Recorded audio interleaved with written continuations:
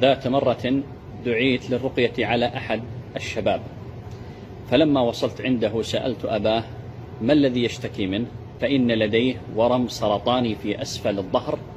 قال فجاء في بالي انقدح في بالي لماذا لا أعرضه على الرقية الشرعية، فالقرآن إن نفع وإلا ما ضر. فبدأت أرقى، لم أمضي في الرقية إلا نحو 2 أو 3 دقائق، وإذا بالشاب يتلبسه الجان، وإذا به يصرخ، ولم نقدر على مسكه إلا نحو 4 أشخاص. فإذا بذلك الذي قيل عنه أنه سرطان إذا به يتحول إلى جان. لم يكن في الأصل سرطان، وإنما كان جان، والجان أعطاهم الله سبحانه وتعالى القدرة على التشكل بجميع الأشكال التي يقدرون عليها، ويؤذون بها المسلمين ويفتنون بها المسلمين. حالة أخرى أيضا لرجل في 60 من عمره، دعيت إليه للرقية الشرعية عليه، فلما وصلت عنده فإذا به مختنق لا يقوى على أن يخرج كلمة واحدة، حتى النفس كان يتنفس بصعوبة.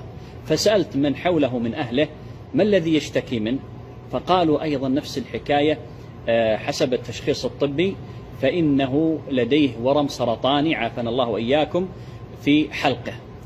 فعندها استعنت بالله عز وجل فبدأت أرقى عليه، نفس الحكاية، لم أمضي إلا يسيرا في الرقية الشرعية، وإذا بالجان يتلبسه.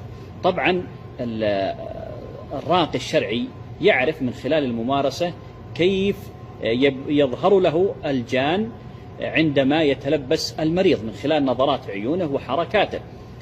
فلما تبين لي ذلك وأن الجان متلبسه ضغطت عليه في الرقية الشرعية، فإذا بالجان يصرخ، وإذا بما قيل عنه أنه ورم سرطاني في حلقه إذا به جان وليس بسرطان.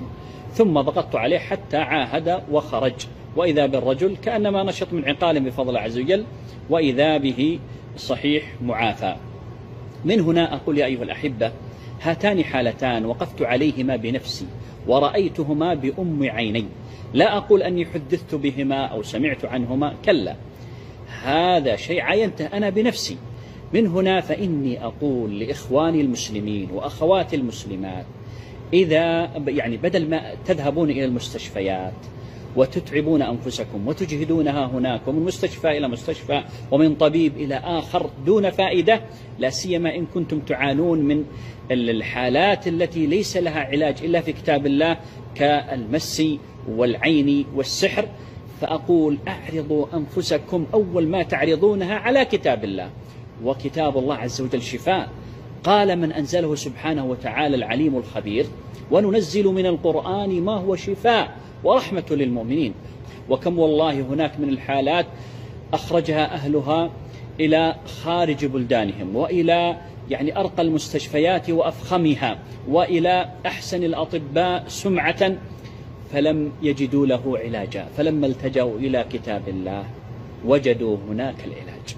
لا يمنع يا أيها الأحبة، نحن لا نقول لا تذهبون للمستشفيات، كلا، فما أنزل الله من دواء كما في الحديث إلا ما أنزل الله من داء إلا وجعل له دواء.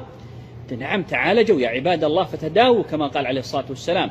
إنما أقول وأنت تسلك طريق الأطباء وطريق المستشفيات، اسلك أيضا طريق الرقية الشرعية، ارق على نفسك وعلى أهلك وأولادك ومرضاك، فهنا تجد العلاج بإذن الله سبحانه وتعالى. وحتى الذي ليس به أذى أو ليس به مرض، فحصن نفسك قبل أن يأتيك المرض، فالقرآن حصن حصين، وعندنا أذكار صباحية وأذكار مسائية وأذكار دخول البيت وأذكار خروج من البيت والأذكار الذي تعرفون. فالقرآن يا أيها الأحبة إن نفع وإلا ما ضر. أسأل الله سبحانه وتعالى أن يعافي كل مبتلى ومبتلاه من المسلمين والمسلمات، إنه هو البر الرحيم.